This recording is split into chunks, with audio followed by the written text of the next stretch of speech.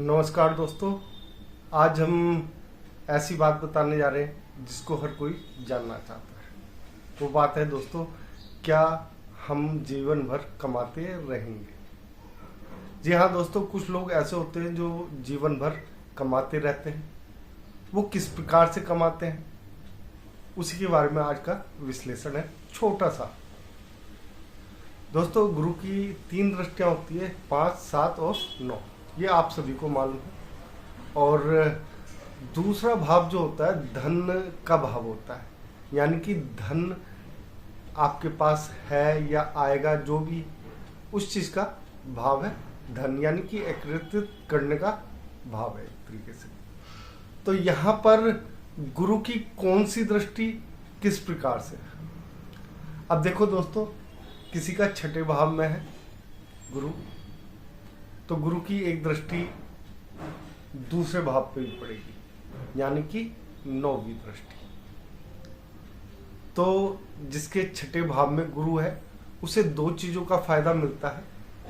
एक तो शत्रुओं से जो बातें होती हैं वो बहुत कम होती हैं, और शत्रु अपने आप ही शांतिपूर्वक इनके रास्ते से हट जाते हैं। साथ ही साथ इनके पास कहीं ना कहीं से धन आगमन बना रहता है, पिता से, माता से, पत्नी से, रिश्तेदार से, या कहीं से भी कोई ना कोई धन आता रहता है। साथ ही साथ अगर कोई व्यापार करते हैं तो इनके तब भी धन कहीं ना कहीं से इस प्रकार से व्यवस्थित हो जाता है जब इन्हें जरूरत पड़ती है, यानी कि इन्हें धन के लिए कहीं पे भी भागना नहीं पड़ता है, एक्स्ट्रा एफर्ट लगानी नहीं पड़ती। इसके बाद गुरु आता है दोस्तों आपके अष्टम भाव में। अष्टम भाव से सीधी दृष्टि जो है, 7वीं दृष्टि जो है, द्वितीय भाव पे पड़ती है। ऐसे व्यक्ति भी देखा जाए तो कहीं ना कहीं धन आगमन इनका कभी भी बाधित नहीं होता है। जैसे 6ठे वाला है, थोड़ा बहुत बाधित हो जाता है, कभी कभी हो जाता है, बहुत कम होता है चांसेस, लेकिन इनका तो होता ही नहीं है बाधित। धन आता रहेगा, किसी ना किसी प्रकार से जीवन भर कमाते रहेंगे। ये भी जीवन भर कमाते रहेंगे, यानी कि ये कभी बूढ़े नहीं होते कमाई करने के मामले में।